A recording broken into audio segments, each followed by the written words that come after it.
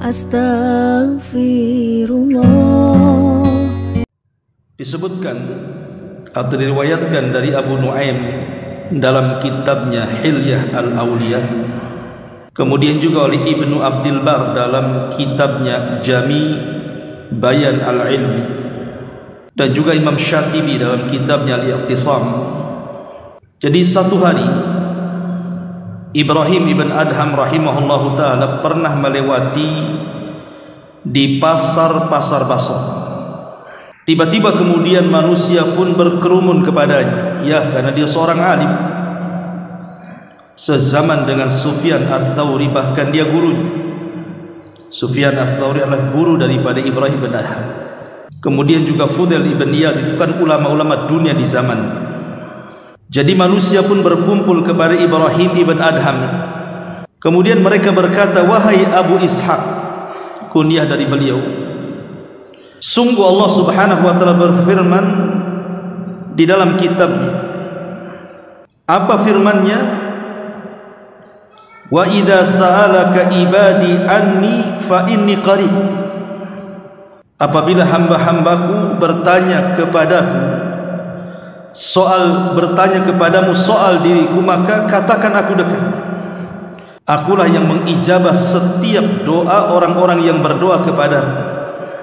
Kemudian ada seseorang di antara mereka mengatakan, wahai imam, kami sekalian senantiasa berdoa kepada Allah subhanahu wa ta'ala, namun sampai hari ini doa-doa kami tidak pernah dikabulkan.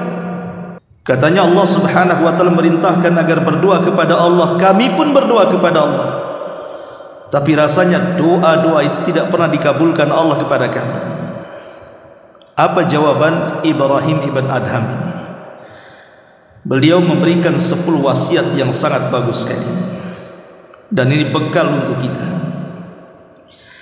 Beliau menjawab, ya ahlal Basrati, matat qulubukum fi asyrati asyah. Wahai penduduk Basrah, sungguh hati kalian telah mati pada 10 perkara. Sungguh hati kalian telah mati pada 10 perkara. Kemudian beliau menjawab, awwaluha, yang pertama, araftumullah wa lam tuaddu haqqahu. Kalian mengenal Allah subhanahu wa ta'ala, tapi kalian tidak pernah menunaikan hak-haknya. Al-thani, yang kedua, qara'tum kitab Allah wa lam ta'malu bihi. Kalian selalu membaca Al-Quran, kitab Allah, tapi kalian tidak pernah mengamalkan isi. Wassalisu, dan yang ketiga, idda'aitum hubba Rasulillah sallallahu alaihi wasallam wa taraktum sunnatah. Kalian mengaku cinta dengan Nabi sallallahu alaihi wasallam, tapi kalian. Warabi'u, dan yang keempat, idda'aitum adawata syaitan wa wafaqtumuhu. Kalian mengaku menjadi musuh-musuh syaitan, tetapi justru kalian malah mencocoki langkah-langkah syaitan. Wal khamisu, dan yang kelima, qultum nuhibbul jannata wa lam ta'malu laha. Kalian mengatakan bahwa kalian mencintai sorga, tapi kalian tidak pernah berusaha untuk memasukinya. Wassadisu, dan yang keenam, qultum takhafunna wa rahantum anfusakum biha. Kalian mengatakan bahwa kalian takut kepada neraka, tapi kalian justru menggadaikan diri-diri kalian untuk neraka. Wassabi'u, dan yang ketujuh, qultum innal mauta haqqun wa lam tasta'iddu lahu.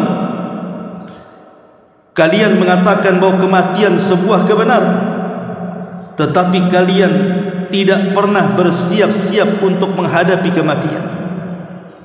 Wasaminu, dan yang kedelapan, ishtaghaltum bi uyubi ikhwanikum wa nabattum uyubakum.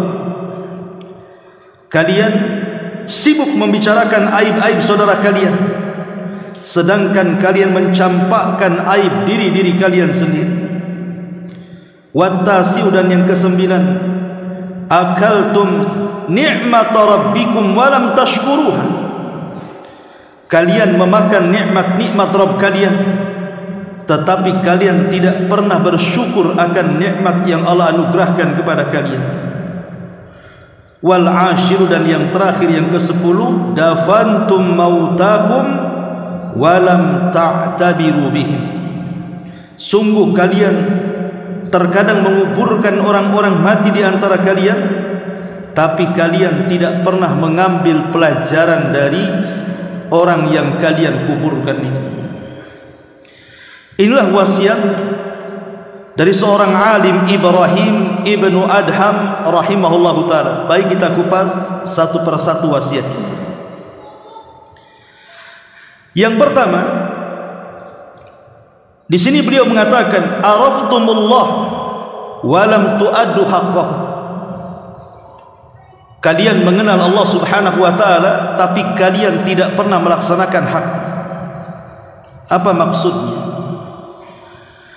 Ma'asyiral muslimin yang dimuliakan Allah subhanahu wa ta'ala, kita tahu bahwa hak-hak kita kepada Allah itu banyak sekali. Dan yang paling tinggi dari hak itu adalah at-tauhid. Sebagaimana hadis daripada Mu'adz bin Jabal radhiyallahu an, ketika dia dibonceng oleh Rasul di belakang keledai. Kemudian Rasul mengatakan, ya Mu'adz, atadri ma haqqullah 'alal ibad wa ma haqqul ibadi 'ala Allah? Wahai Mu'adz, tahukah engkau tuntutan Allah kepada hamba dan tuntutan hamba kepada Allah? Maka Mu'adz mengatakan, Allah wa rasuluhu a'lam. Allah dan Rasulnya yang tahu. Maka Rasul mengatakan, fa inna haqqallahi 'alal ibadi an ya'buduhu wa la yusyriku bihi syai'an. Hak Allah atau tuntutan Allah kepada hamba-hambanya, kata Rasul kepada Mu'adz bin Jabal radhiyallahu an, adalah kalian dituntut untuk menyembahnya dan tidak menyekutukannya. Inilah yang terkadang dilalaikan dalam kehidupan kita. Makanya Ibrahim bin Adham mengatakan, jangan-jangan doa-doa kita tidak dikabulkan itu karena belum melaksanakan hak-hak kita kepada Allah subhanahu wa ta'ala berupa tauhid. Dan di masyarakat kita lihat orang-orang yang menyimpang dari tauhid itu banyak sekali.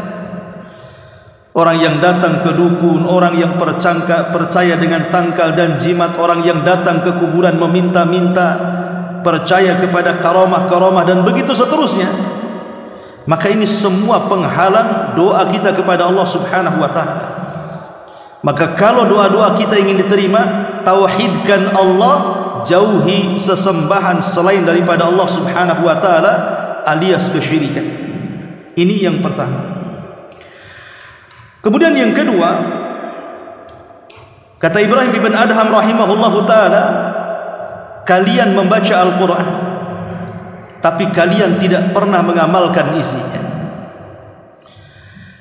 Makanya penting mempelajari Al-Quran itu bukan hanya mempelajari bacaannya saja, karena bagaimanapun fahmul hudud khairun min fahmil huruf. Pemahaman kita kepada batasan-batasan Al-Quran atau isi daripada kandungan Al-Quran itu jauh lebih baik dibandingkan hanya mengenal huruf-huruf dalam Quran saja. Makanya Syekh bin Baz rahimahullahu ta'ala mengatakan, ketika menjelaskan tentang apa sih hikmah Quran diturunkan, maka beliau mengatakan, annallaha anzalahu littashri'i wa bayanil ahkamil lati yalzamul ibad an yaqumu biha, fallahu anzalahu la liyubayyina lahum ma yakunu fi akhir zaman aw ma yakunu fi kadha aw ma jara au li mu'jizati ilmiyati yastanbituha an-nas min dzalika laisa hadha huwal maqsud. Wal maqsudu min inzali kitabillah an ya'laman nas ahkama dinihi wa ma syara'a Allahu lahum wa ya'rifuhum atau wa yu'arrifuhum bi rabbihim wa sifatihi wa asma'ihi wa bihaqqihi ala ibadihi jalla fi ula. Kata Syekh bin Baz rahimahullahu taala, sesungguhnya Allah Subhanahu wa taala ketika menurunkan Al-Qur'an itu diturunkan sebagai syariat dan menjelaskan hukum-hukum yang harus dilakukan oleh hamba-hambanya. Allah tidak menurunkan hanya untuk menjelaskan apa yang terjadi di akhir zaman atau apa yang terjadi dengan ini dan itu, termasuk juga bukan hanya sekedar menceritakan tentang mukjizat-mukjizat ilmiah saja dari mukjizat para nabi. Bukan itu maksudnya, kata beliau. Tetapi maksudnya adalah diturunkan Al-Quran itu agar manusia tahu hukum-hukum agama mereka dan apa yang Allah syariatkan kepada mereka, dan memperkenalkan kepada mereka terhadap Rabb mereka, sifat-sifatnya, nama-namanya, dan hak-hak yang harus dipenuhi atas hamba-hambanya. Dari sini kita tahu bahwa Quran diturunkan bukan hanya sekedar dibaca, tetapi lebih daripada itu adalah diamalkan. Karena ilmu tanpa amal itu, kata Abdullah ibn al-Mu'tad, ilmun bila amalin ka syajaratin bila thamarin. Kalau ilmu tanpa beramal itu sama dengan pohon tanpa berbuah. Ma'asyiral muslimin yang dimuliakan Allah Subhanahu wa taala, ini yang kedua. Kemudian yang ketiga, kalian mengaku cinta Nabi, cinta Rasul, tapi kalian tidak pernah mengikuti sunnah-sunnah.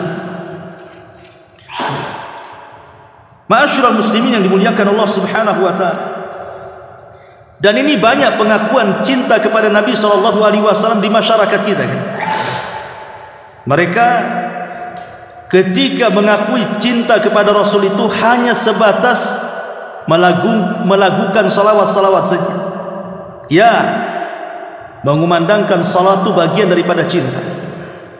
Karena orang yang mencintai seseorang pasti akan banyak menyebut orang yang dicintainya. Tapi apakah kemudian hanya sebatas bersolawat saja? Tidak. Karena solawat itu hanya bagian seseorang cinta dengan Nabi SAW. Lebih daripada itu, pengakuan cinta Nabi SAW itu tertuang ketika dia betul-betul menolong dalam kehidupannya akan sunnah-sunnah Nabi-Nya. Artinya menghidupkan sunnah-sunnah yang sudah tidak ada. Kemudian juga berusaha al-hirsu ala suhbatihi, berusaha untuk senantiasa bersama Nabi SAW walaupun beliau sudah tiada, tapi kan sunnah-sunnahnya masih ada. Makanya ada istilah para ulama itu, banyak orang yang kemudian mengaku mencintai Laila, tapi Laila berlepas diri dari cintanya. Sama dengan banyak orang yang mengaku cinta kepada Rasul, jangan-jangan Rasul pula berlepas diri cinta-cinta kita, karena tidak sesuai kecintaan yang diajarkan Rasul kepada kita.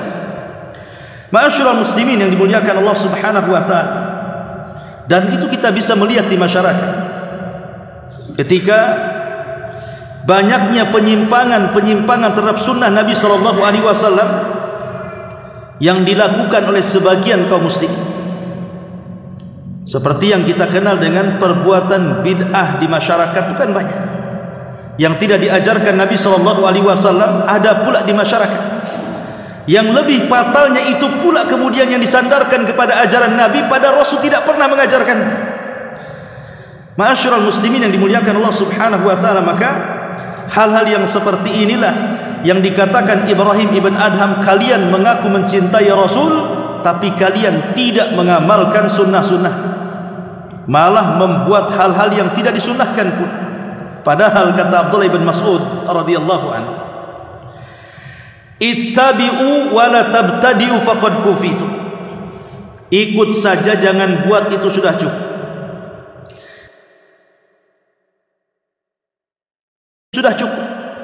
maknanya sunnah. Contoh saja umpamanya Solat itu kan berbagai macam ragam ya. Mulai dari pagi sampai malam itu ada solat. Dari duhanya, dari rawatibnya, dari sunnah wudunya, dari tahiyatul masjidnya, dari witirnya, dari tahajudnya, macam-macam solat itu. Kalau seandainya kita memborong solat ini setiap hari sebagaimana diperintahkan Nabi SAW, baik yang wajib ataupun yang sunnah, kita tidak bisa melakukannya. Karena kemampuan kita tidak bisa seperti itu. Itu baru solat tuh. Belum lagi puasanya. Puasa kan macam-macam juga tuh. Ada Dawudnya, ada Senin Kamisnya, ada Ayyamul Bidnya.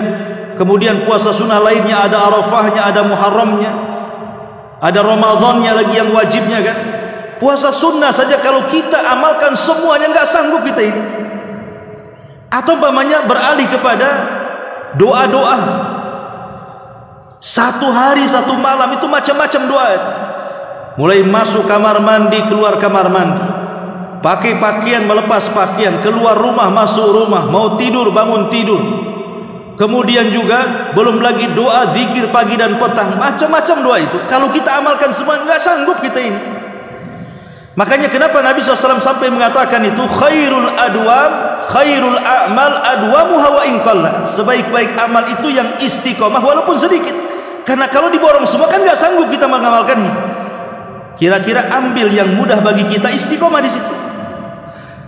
Maka kata Abdullah bin Mas'ud radhiyallahu anhu, yang ada saja kita tidak sanggup mengamalkan. Kok pula kalian mengada-ada yang tidak ada? Makin beratlah agama ini jadinya. Makanya di sini ma'asyiral muslimin yang dimuliakan Allah Subhanahu wa taala, bahwa nasihat Ibrahim bin Adham ini mengatakan kepada kita, kalau doa-doa kita ingin dikabulkan, maka ikutlah sunnah Nabi SAW. Ini yang ketiga. Kemudian yang keempat, kata beliau, kalian mengakui memusuhi syaitan, tapi kalian justru malah mencocoki syaitan. Ma'asyiral muslimin yang dimuliakan Allah Subhanahu wa taala, apa maksudnya di sini? Kita tahu bahwa syaitan itu musuh kita yang nyata. Sejak Adam alaihi salatu wassalam diciptakan, kemudian Allah Subhanahu wa taala memerintahkan iblis untuk sujud, kemudian enggan sujud. Sejak itulah permusuhan iblis berlaku, dari mulai tidak sujudnya iblis kepada Adam sampai hari ini, bahkan sampai kiamat dibangkitkan. Maka iblis dan seluruh pengikutnya dari syaitan akan tetap menjadi musuh Bani Adam. Makanya ada hadis, apabila bayi itu lahir, iblis kan menusuk lambung bayi tersebut ketika lahir. Makanya kalau kita lihat bayi yang lahir itu kan suka menangis. Kenapa kemudian dia menangis? Nabi SAW mengatakan seolah-olah iblis ingin mengatakan kepada bayi itu bahwa aku adalah musuh. Bayangkan baru brojol saja iblis sudah mengatakan aku adalah musuh. Jadi permusuhan iblis itu sudah ditandai sejak kelahiran. Makanya kemudian di sini Ibrahim bin Adham mengatakan, kalian mengaku bahwa kalian ini musuh syaitan, tapi perilaku kalian ini kenapa mencocoki syaitan? Ma'asyiral muslimin yang dimuliakan Allah Azza wa Jalla, seperti apa coba amalan-amalan yang mencocoki syaitan itu? Pertama, kekufuran dan kesyirikan. Kita tahu bahwa kekufuran dan kesyirikan adalah target utama syaitan, menjadikan Bani Adam itu kufur dan musyrik. Dan sekarang lihat, banyak orang yang berpindah agama kan, hanya gara-gara faktor yang sangat-sangat sederhana, entah pernikahan, entah pertemanan, entah bisnis, rela dia menggadaikan agamanya ya. Sampai dia murtad kan. Kemudian juga orang yang kemudian melakukan sihir atau dunia-dunia perdukunan, baik yang menjadi dukunnya atau yang datang ke dukunnya, itu semua mencocoki amalan setan. Karena dukun itu tidak pernah melakukan sesuatu kecuali dasarnya adalah pertolongan syaitan. Berarti kalau kita kemudian datang kepada dukun, hakikatnya kita tolong menolong di atas perbuatan keji dan kemungkaran yang merupakan perbuatan para dukun yang suka menyihir orang-orang yang disihirnya, termasuk juga mengikuti hawa nafsu. Itu kan perbuatan setan ya. Kemudian dibuat ragu-ragu terhadap keyakinan, dibuat was-was, sehingga kemudian banyak orang-orang yang meragukan agamanya sendiri. Termasuk juga sombong dengan ketaatan kepada Allah Subhanahu wa taala, tidak mau salat, tidak mau puasa, tidak mau haji padahal dia sanggup. Termasuk juga merubah ciptaan-ciptaan Allah. Itu kan termasuk perbuatan syaitan. Seperti wanita-wanita yang dicukur bulu halisnya, kemudian dikikir giginya, disambung rambutnya, ditato badannya. Itu semua perbuatan syaitan. Ataupun umpamanya orang yang bersumpah kepada selain Allah, kemudian juga menampakkan yang batil itu sebuah kebaikan, dan menyembunyikan kebaikan ditampakkan pula kebatilan. Termasuk juga berdebat tanpa ilmu, kemudian juga memberikan fatwa tanpa ilmu. Itu semua adalah mencocoki perbuatan syaitan. Dan banyak lagi ya. Intinya bahwa Ibrahim bin Adham mengatakan, kenapa doa-doa kita tidak pernah dikabulkan? Karena kalian merasa membenci setan, tapi kalian ikut setan, katanya.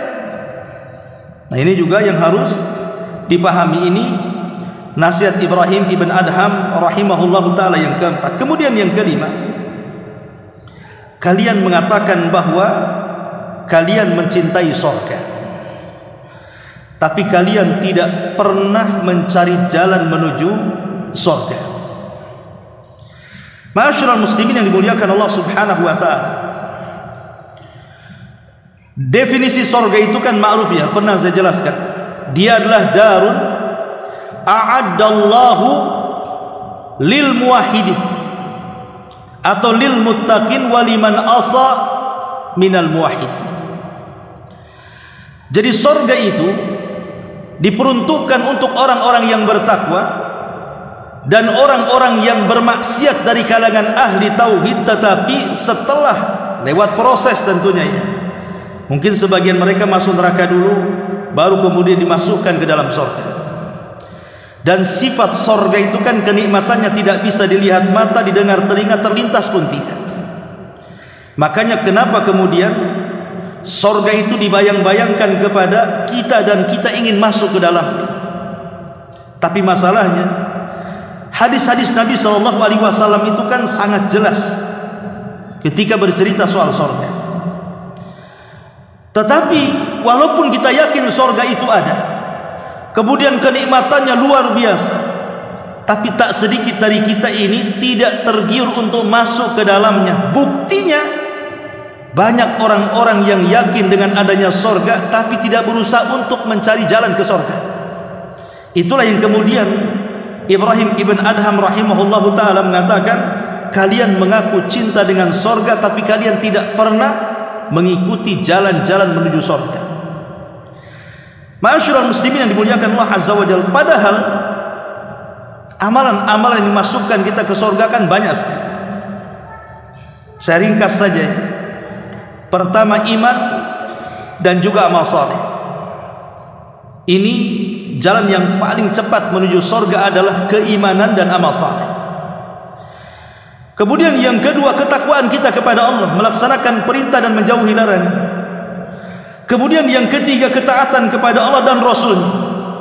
Kemudian juga al-jihadu fi sabilillah, berjihad di jalan Allah, termasuk juga bertaubat. Kemudian istiqamah di atas agama Islam. Kemudian juga talabul ilmi liwajhillah, menuntut ilmu karena Allah. Seperti kita ini hari ini, kita duduk di majelis taklim. Kalau kita niatkan karena Allah Subhanahu wa ta'ala untuk mengangkat kejahilan dari diri kita, yang kemudian kita berniat mengangkat kejahilan dari orang lain, maka ini juga jalan menuju surga. Termasuk juga membangun masjid, kemudian akhlak yang baik, meninggalkan jidal, kemudian meninggalkan berdusta walaupun main-main, kemudian juga senantiasa di atas tohar lagi, batal wudu lagi, ataupun jalan ke masjid untuk melaksanakan sholat, kemudian memperbanyak sujud, termasuk haji yang baik, kemudian membaca ayat kursi setelah sholat. Itu juga salah satu amalan yang bisa mengantarkan kita ke dalam surga, termasuk menjaga rawatib 12 membutuhkan, termasuk silaturahim. Kemudian juga seseorang yang as-sidqu fil kalam, jujur dalam bicara. Kemudian juga seseorang yang senantiasa ihtisab, meminta pahala lillah wa inna ilaihi rajiun, Allahumma jurni fi musibati. Juga seseorang yang baik saat menjadi penjual ataupun pembeli, termasuk juga ketika dia memperbanyak doa, tawakal, dan juga tidak menyerahkan rasa takut kecuali kepada Allah Subhanahu wa taala, dan banyak lagi amalan-amalan yang merupakan amalan ini bisa mengarahkan ke dalam surga. Tetapi ma'asyiral muslimin, yang Ibrahim ibn Adham ini ingin katakan bahwa ini jalan ke surga kan banyak sekali loh jalan ke surga itu. Tapi banyak orang yang tidak semangat untuk melakukannya. Contoh ini satu kisah di zaman Nabi SAW. Rasul pernah mengatakan di hadapan para sahabatnya, siapa di antara kalian yang hari ini mengunjungi orang sakit? Tidak ada yang bangkit kecuali Abu Bakar. Kemudian Rasul mengatakan, siapa di antara kalian yang puasa hari ini? Tidak ada yang bangkit kecuali Abu Bakar. Kemudian Rasul mengatakan, siapa di antara kalian yang hari ini memberi makan fakir miskin? Tidak ada yang bangkit kecuali Abu Bakar. Kemudian Rasul mengatakan, siapa yang hari ini mengikuti jenazah dan menguburkannya? Tidak ada yang bangkit kecuali Abu Bakar. Bayangkan Abu Bakar dalam satu hari mengumpulkan 4 amalan yang tidak bisa dikumpulkan yang lainnya. Kata Rasul, siapa yang mengumpulkan 4 perkara dalam satu hari itu, wajabat lahul jannah, maka dia dipastikan masuk surga. Artinya kalau kita melihat bagaimana gaya Abu Bakar mengejar surga, luar biasa kan? Makanya Allah mengatakan, fa idza faragta fansab wa ila rabbika farghab. Jadi kalau kita sudah mengamalkan satu amalan, jangan istirahat, kemudian cari amalan yang lainnya. Disinilah kemudian Allah Subhanahu wa taala mengatakan, fa amman a'ta wattaqa wa saddaqa bil husna fasanuyassiruhu lil yusra. Siapa yang suka memberi, faman a'ta, siapa yang suka memberi, bersedekah dengan ilmunya, bersedekah dengan hartanya, bersedekah dengan tenaganya, bersedekah dengan waktunya, karena yakin adanya surga, wa saddaqa bil husna fasanuyassiruhu lil yusra. Jalan dia ke surga itu sebenarnya sudah mudah, ikhwan. Sudah mudah sekali. Tetapi Allah mudahkan lagi. Kenapa coba? Apa namanya korelasi ayat ini dengan perkataan Ibrahim ibn Adham ini? Begini, ikhwan. Orang kalau sudah sering melakukan amalan ahli jannah, contoh umpamanya orang sudah bisa menjaga sholat 5 waktu, betul-betul dia jaga sholat 5 waktu itu, untuk mengamalkan yang sunnah di siang hari kan lebih mudah lagi. Kalau orang sudah terbiasa menjalankan sholat 5 waktu, kemudian berusaha mengamalkan sholat sunnah di siang hari seperti duha yang semacamnya, maka kalau dia kemudian merambah kepada qiyamul lail, walaupun agak berat, pasti dia bisa melakukannya, karena sudah terbiasa dengan sholat-sholat tadi. Tapi kalau orang tidak pernah sholat wajib, tidak pernah sholat sunnah siang, duha dan yang semacamnya, tiba-tiba dia mengaku bahwa dia suka sholat malam, percaya atau tidak? Ya nggak percayalah. Siang aja nggak pernah sholat, malam pula sholatnya. Karena begini, ikhwan, yang namanya amal soleh itu pasti melahirkan amal soleh yang lainnya, sebagaimana dosa juga melahirkan dosa yang lainnya.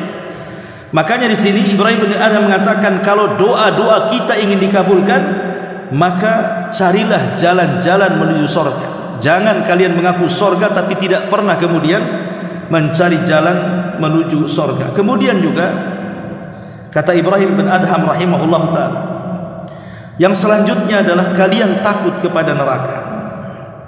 Kalian takut kepada neraka, tapi kalian justru malah mencari jalan-jalan menuju neraka.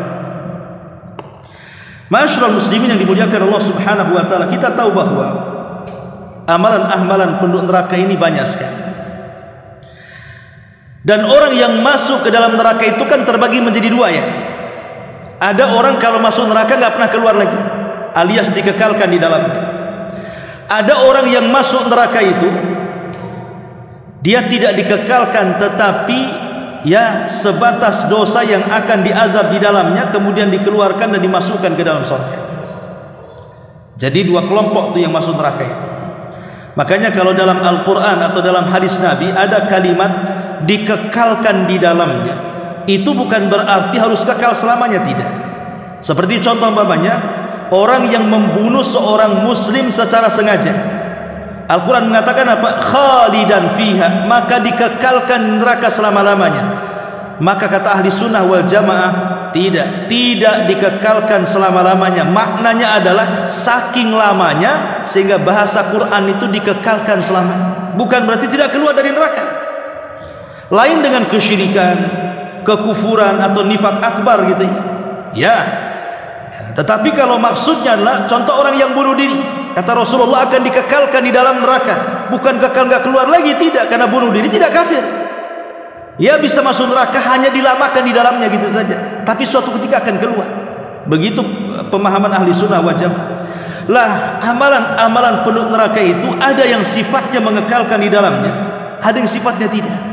Contohnya umpamanya yang pertama yang mengekalkan di dalamnya adalah seperti kesyirikan kepada Allah, kemudian kekufuran kepada Allah, atau mengingkari hal-hal yang wajib, mengingkari tidak wajibnya salat, tidak wajibnya puasa, tidak wajibnya haji. Ini kafir, keluar dari dalam Islamnya. Ataupun istihza, mengolok-olok Allah, mengolok-olok Rasul, mengolok-olok ayat-ayatnya, ini tidak syak lagi, ini kufur, bisa keluar dari Islam, bisa dikekalkan di neraka kan itu. Atau mencaci maki Allah, mencaci maki agamanya, mencaci maki Nabi SAW, atau berhukum dengan selain hukum Allah. Jadi perkara-perkara ini sepakat ulama kalau dilakukan ini bisa keluar dari Islam dan kekal di neraka. Tapi ada amalan-amalan yang sebaliknya tidak. Ia memang masuk neraka tapi tidak dikekalkan. Seperti umpamanya contoh orang yang durhaka dengan orang tua, kan diancam neraka itu. Apakah dikekalkan? Tidak. Masuk neraka iya, tapi tidak dikekalkan di dalamnya. Kemudian juga orang yang memutus silaturahim, orang yang memakan riba, orang yang memakan harta anak yatim, orang yang bersaksi dengan persaksian palsu, orang yang kemudian memutus manusia dengan tidak adil, kemudian menipu, menggambar gambar-gambar yang bernyawa dan begitu seterusnya. Ini semua terancam dengan neraka. Tapi apakah kalau masuk neraka dikekalkan? Tidak. Ya, jadi ada dosa-dosa itu yang mengekalkan pelakunya, ada juga dosa-dosa yang tidak mengekalkan pelakunya. Nah, ini yang harus difahami dari perkataan Ibrahim Ibn Adham rahimahullahu ta'ala. Kemudian wasiat selanjutnya kata beliau, kalian tahu bahwa kematian itu hak adanya, tapi kalian tidak pernah persiapan untuk kematian itu. Ma'asyiral muslimin yang dimuliakan Allah Azza wa Jalla, kenapa Ibnu Adham mengatakan kematian itu sebuah hak adanya? Ya karena hari-hari kan kita melihat orang mati. Hari ini si anu, besok si anu, lusa si anu, kita tidak tahu kan. Tapi kan setiap hari kita melihat ada orang mati. Jadi kematian bukan khayalan, ini sebuah kepastian karena kita menyaksikan diri-diri kita sendiri kan, entah keluarga kita, entah kawan kita, entah orang lain, setiap hari kita mendengar ada orang mati. Kalau itu bukan kepastian, apa namanya? Lah kalau memang kematian sebuah kepastian, bahkan lebih pasti dibandingkan kiamat besar. Kiamat besar itu pasti terjadi, tapi kapannya kan kita tidak tahu. Tapi kalau kematian lebih pasti lagi. Kenapa? Karena hari-hari kita melihat ada orang mati. Lah kata Ibrahim bin Adham, kalau kalian memang memastikan kematian itu ada, kenapa tidak mempersiapkan kematian itu? Nabi SAW mengatakan dalam sebuah hadis, "Aktsiru dzikra hadimil ladzatil maut." Perbanyak oleh kalian akan sesuatu yang menghancurkan kenikmatan kalian. Apa itu? Al-mautu, kematian. Para ulama mengatakan bagaimana caranya persiapan kematian itu? Ada 5 perkara. Pertama, al-isti'dad lil mauti bit taubatis sadiqah. Persiapkan kematian itu dengan taubat yang jujur. Sebelum mati bertobat kepada Allah Azza wa Jalla. Karena orang yang meninggal dan dia tidak sempat bertobat itu alamat su'ul khatimah. Yang kedua, al-muhafadhatu ala ada'il faraid wajtinabil muharram. Yang kedua, jaga kewajiban-kewajiban Allah dan tinggalkan hal-hal yang diharamkan Allah. Kalau orang meninggal di atas melaksanakan kewajiban dan meninggalkan yang diharamkan, maka dia meninggal di atas husnul khatimah. Tapi sebaliknya, ketika dia meninggal dia tidak salat, ketika dia meninggal dia tidak puasa Ramadan, ketika meninggal dia tidak zakat padahal dia sanggup zakat, atau tidak haji padahal dia sanggup haji, dia melaksanakan meninggalkan yang wajib, atau justru meninggal ketika mabuk, ketika berzina, ketika berjudi, maka dipastikan su'ul khatimah. Ini yang kedua. Yang ketiga, al-musabaqatu ilal khairat wal a'malus salihah, berlomba-lomba dalam kebaikan dan berlomba-lomba dalam amal saleh. Kemudian yang keempat, an yatazawwad minal ilmi nafi', berbekalah dengan ilmu yang bermanfaat. Karena Nabi mengatakan, apabila anak Adam meninggal dunia, tidak ada yang dibawa kecuali 3 perkara. Lah yang pertama Rasul mengatakan, qata amaluhu illa min. Kemudian juga yang kelima, an yahrisa ala kitab radhiyallahu anhu, semenjak tahu tentang wasiat sebelum kematian dia selalu menulis wasiat. Jadi kalau seandainya kita ini sukat dan begitu seterusnya, tulis wasiat atau katakan wasiat yang baik. Karena wasiat yang baik itu akan menjadi amal jariah bagi umpamanya. Kemudian bapaknya meninggal, anaknya betul-betul melaksanakan wasiat. Kemudian yang selanjutnya, yang ke-8, kata Ibrahim bin Adham adalah, kalian sibuk dengan aib-aib manusia tapi tidak pernah sibuk dengan aib diri kalian sendiri. Dalam sebuah hadis Rasul mengatakan, ya ma'syara man amana bilisani la taghtabul muslimina wa la tattabi'u awratihim fa innahu man tatabba'a awrata akhihi tatabba Allahu awratahu wa man tatabba Allahu awratahu yafdahu fi jawfi baitihi. Rasul pernah satu ketika berpidato dan mengatakan, wahai orang-orang yang beriman dengan lisan, jangan kalian menggibah kaum muslim, jangan kalian mencari-cari aib kaum muslimin, karena siapa yang mencari-cari aib kaum muslimin, maka Allah akan bongkar aibnya walaupun di dalam rumahnya sendiri. Ma'asyiral muslimin yang dimuliakan Allah Subhanahu wa taala, dahulu di zaman Rasul ada seorang sahabat namanya Ma'iz. Ma'iz ini seorang budak yang kemudian dimerdekakan oleh seorang tuan namanya Hazal. Ma'iz ini seorang budak dimerdekakan oleh Hazal, kemudian menjadi mawali. Jadi satu hari Ma'iz ini berzina dengan seorang wanita budak juga. Kemudian ketika dia berzina, Hazal ini majikannya kemudian ketahuan sama dia bahwa si Ma'iz ini berzina. Awalnya kemudian si Ma'iz ini berusaha datang kepada Abu Bakar dan Umar meminta nasihat, apakah saya perlu melaporkan perzinahan saya kepada Rasul supaya aku ini dirajam, karena Ma'iz sudah menikah kan, dan orang yang menikah kemudian berzina kan dirajam dalam Islam. Jadi kata Abu Bakar dan Umar, sebaiknya jangan dilaporkan kepada Nabi, tutup saja aib, kemudian bertobat kepada Allah, mudah-mudahan Allah menutup dosa-dosa. Jadi saran Abu Bakar dan Umar, jangan lapor kepada Nabi, jangan menceritakan dosanya, gitu maksudnya. Akhirnya setelah kemudian dia mendapatkan nasihat dari Abu Bakar dan Umar, coba dia meminta nasihat kepada Hazal, orang yang sudah memerdekakannya, atau mungkin ayah angkatnya. Tapi Hazal pula keras dan mengatakan, kamu harus datang kepada Nabi, kamu harus menceritakan perzinahan, kamu harus dibersihkan dosa-dosamu, kata. Akhirnya terpengaruh dengan ucapan Hazal ini, berangkatlah Ma'iz ini menghadap Nabi, kemudian mengatakan, ya Rasulullah, inni zanaitu fatahirni. Rasul, aku sudah berzina, bersihkan aku, kata. Kata Rasulullah, jangan-jangan banyak peluk-peluk saja, pulang sana, kata Rasul. Akhirnya Ma'iz memastikan kalau dia sudah berzina, tapi Rasul tetap mengatakan seperti itu. Artinya bahwa Rasul itu sebenarnya tahu kalau Ma'iz berzina, tapi janganlah kemudian dia mengungkap dosanya. lebih baik sembunyi, bertobat, mudah-mudahan Allah terima tobatnya. Karena kalau urusannya sudah kepada hakim, pasti ditegakkan hudud. Jadi Rasul mengatakan pulang, nggak ada apa-apa. Tapi karena hari-hari datang kepada Rasul mengatakan, Rasul aku berzina, tolong tegakkan had kepada aku, katanya. Maka Rasul mengutus sahabat, coba kau cek si Ma'iz itu, apa dia gila, apa dia mabok sehingga dia ngomong nggak jelas, katanya. Kemudian didatangkanlah para sahabat. Rupanya Ma'iz tidak mabuk dan tidak pernah mabuk.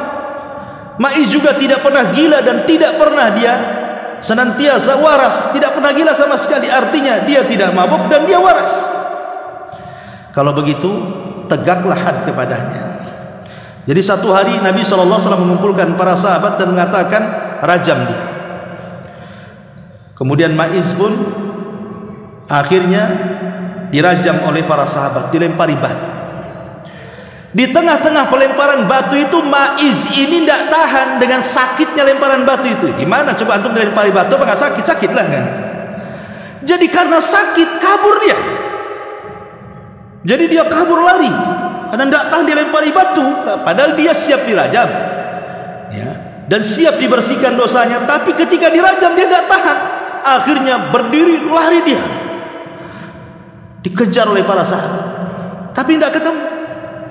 Rupanya ada seorang sahabat, saya lupa namanya, tahu persembunyian Ma'iz ini, ketangkap, akhirnya diikat di pohon, dilempari lagi sampai mati. Hal ini sampai kepada Nabi SAW. Kemudian marah, kenapa kalian kejar Ma'iz?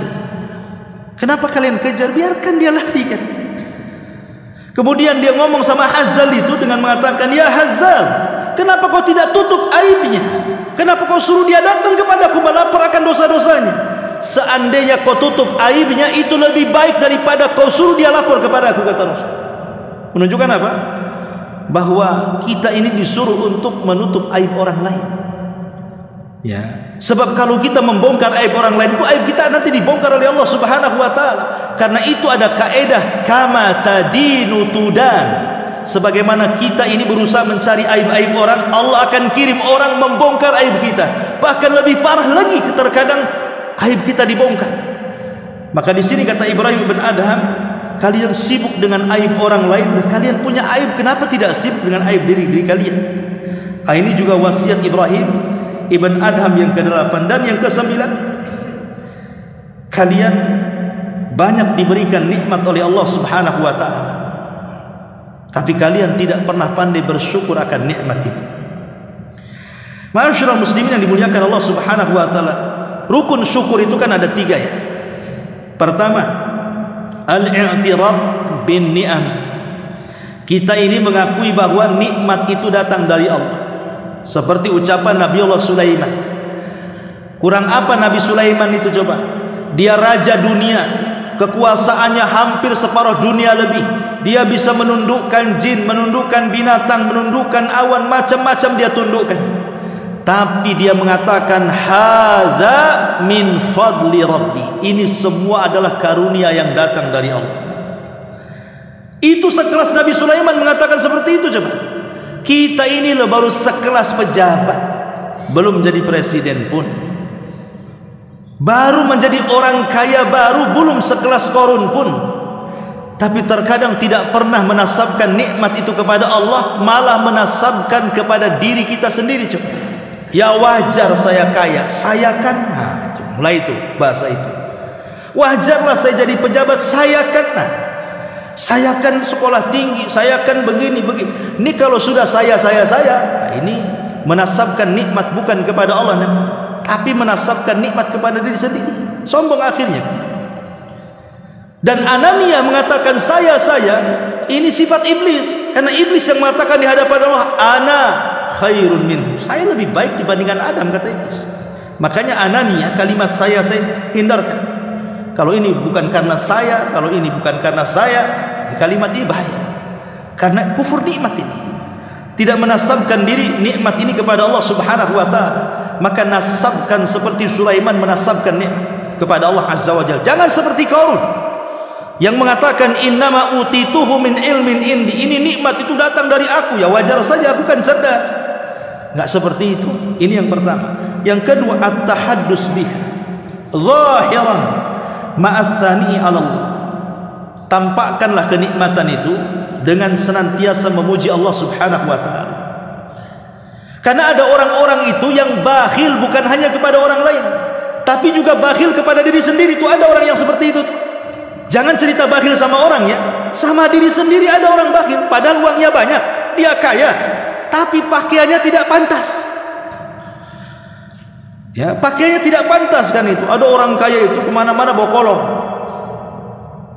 Ya, bawa kolor kan ada tuh orang kaya itu bawa kolor aja deh, pakainya pakai kolor aja deh. Ya kadang-kadang kalau kolornya mungkin di bawah lutut masih mending, di atas lutut kan tampak aurat itu. Padahal dia kaya, masa tidak bisa beli celana yang bisa menutup aurat dia? Ini kan masalah tuh. Ya. Kemudian juga pakai pakaian sholat asal-asalan, padahal dia sanggup loh membeli pakaian yang rapi, yang layak untuk sholat itu. Ini kan masalah ini. Ini tidak taharus bin nikmah. Padahal Allah mengatakan fa bi ni'mati rabbika fahaddits. Kita kan disuruh fahadits ya. Tampakkan nikmat itu. Kita menyakiti, ini kan barang Allah, bukan kita yang punya. Makanya kemudian di antara rukun syukur itu adalah berusaha kemudian sarfuha fi ta'atillah, kita berikan kepada ketaatan kepada Allah Azza wa Jalla. Kalau punya harta ya kita sedekahkan dalam bentuk ketaatan kepada Allah Azza wa Jalla. Kita punya tenaga ya kita gunakan untuk ketaatan, dan begitu seterusnya. Karena sebanyak apapun harta, coba lihat para pemimpin-pemimpin negeri kita sajalah, atau para menteri-menteri yang kaya raya, atau para jutawan yang berjuta-juta duitnya itu, setelah meninggal pertanyaannya apakah hartanya dibawa mati? Tidak, jadi warisan ahli warisnya kan? Lah ahli warisnya mati, diwariskan lagi ke ahli warisnya, dan begitu seterusnya. Sementara orang yang sudah meninggal itu dipertanggungjawabkan di hadapan Allah, dari mana kau dapatkan harta itu, kemana kau belanjakan. Sementara ahli warisnya tidak pernah ditanya soal itu, soal harta warisannya kan. Yang ditanyakan orang yang memiliki harta itu. Ma'asyiral muslimin yang dimuliakan Allah Azza wa Jalla. Maka kata Ibrahim bin Adham, kalian diberikan nikmat yang banyak tapi kalian tidak pernah mensyukuri nikmat itu. Dan yang terakhir kata Ibrahim bin Adham, kalian suka menguburkan jasad manusia tapi tidak pernah mengambil ibrah. Salah satu syariat yang diajarkan Rasul kepada kita apabila masuk ke areal kuburan, kita disuruh mengucapkan salam, assalamualaikum ya ahlal kubur, keselamatan bagi kalian wahai penduduk kubur. Kemudian apa? Nas'alullah walakumul afiyah, kami meminta kepada Allah dan untuk kalian semoga dosa-dosa kami dan kalian diampuni. Kemudian kita mengucapkan apa? Wa inna insyaallahu bikum lahikun, dan insyaallah kita pun akan menyusul kalian. Dan begitu doa salam kepada orang yang sudah meninggal di kuburan itu. Wa inna insyaallah bikum lahikun, dan insyaallah kami pun akan menyusul kalian. Kalau kita paham ini doa salam masuk kuburan ini kan harusnya menggetarkan iman kita. Apalagi orang-orang yang betul-betul dia memandikan jenazah, dia mengkafankan jenazah, dia mengusung keranda jenazah, dia pula yang masuk ke kuburan kan itu. Harusnya dia orang yang pertama mengambil ibrah dari situ. Tapi betapa banyak orang-orang yang menguburkan jenazah, dia pun tidak sholat. Makanya yang harusnya paling banyak mengambil ibrah itu kan orang-orang yang suka menggali-gali kubur. Tapi tidak, mereka menggali kubur itu hanya untuk mencari uang saja. Satu kuburan berapa, dapat duit, selesai kan gitu. Padahal orang itu kalau dia betul-betul mengambil i'tibar dari situ, maka mereka lah orang-orang yang paling dekat dengan Allah. Kenapa? Karena dia tahu dia setiap hari disodorkan kematian. Kematian itu kan melembutkan hati. Orang yang tidak ingat mati itu tidak pernah lembut hatinya. Itu Rasul yang mengatakan. Ketika Nabi SAW mengatakan apa? Dulu aku kalian ziarah kubur, sekarang aku izinkan kalian ziarah kubur karena hal itu bisa mengingatkan kalian dengan akhirat. Dalam riwayat, karena hal itu bisa melembutkan hati kalian. Makanya yang keras-keras itu sekali-kali datang ke kuburan. Ya, datang ke kuburan, ziarah ke kuburan. Karena bagi laki-laki ziarah kubur itu sunnah. Harusnya antum-antum ini yang harusnya sering ziarah kubur. Kalau wanita itu tak boleh sering-sering. Karena ada hadis yang mengatakan la'anallah zawarat, dan riwayat zuwarat al-kubur. Allah melaknat wanita-wanita yang ziarah kubur. Apa maknanya? Kata Syekh Albani rahimahullahu taala, makna zuwarat atau zawarat itu diambil dari siyagul mubalaghah. Jadi yang dilarang itu yang sering ziarah, bukan tidak boleh sama sekali ziarah. Jadi wanita-wanita yang sering ziarah itu yang dilaknat. Kenapa? Karena wanita itu tidak sekuat hatinya seorang laki-laki.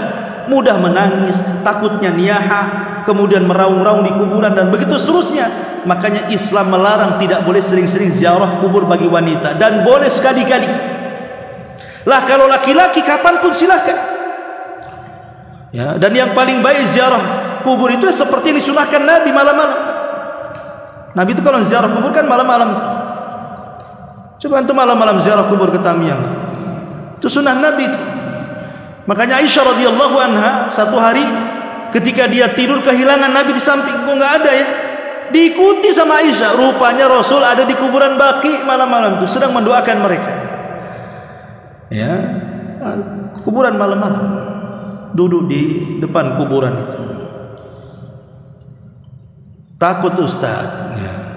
Ya, jangan sendirilah, rame-rame. Gitu. Tapi Nabi kan malam-malam kan itu. Itu riwayatnya Rasul itu ziarah kubur malam-malam. Ya, itu banyak riwayat yang seperti itu. Tapi intinya bahwa bagi laki-laki itu sunnah, harus sering-sering ziarah kubur. Tapi kalau perempuan tidak sunnah sering-sering. Ya sekali-kali boleh. Tapi dunia sudah terbalik.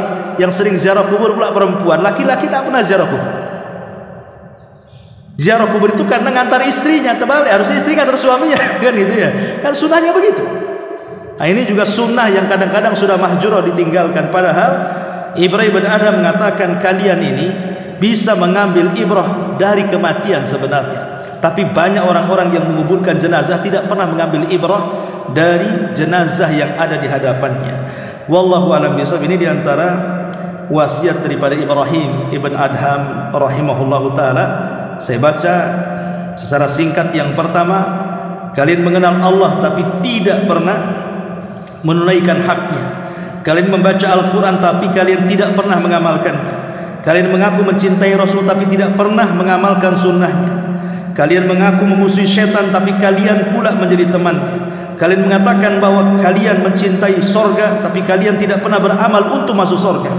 Kalian mengatakan bahwa kalian takut neraka tapi kalian justru menggadaikan diri kalian untuk masuk neraka. Kalian mengatakan bahwa kematian adalah benar adanya tapi kalian tidak pernah melakukan persiapan untuk kematian. Kemudian kalian sibuk membicarakan aib-aib orang tapi kalian tidak pernah memperhatikan aib-aib diri kalian sendiri. Kalian memakan nikmat Rabb kalian tapi kalian tidak pernah menunaikan syukurnya kepada Allah Azza wa Jalla. Dan yang terakhir, kalian telah mengubur orang-orang mati kalian tapi kalian tidak pernah mengambil ibrah pelajaran dari orang yang kalian kuburkan. Wallahu a'lam. Subhanakallahumma bihamdika asyhadu an la ilaha illa anta astaghfiruka wa atubu ilaik. Allahu taala alam. Assalamualaikum warahmatullahi wabarakatuh.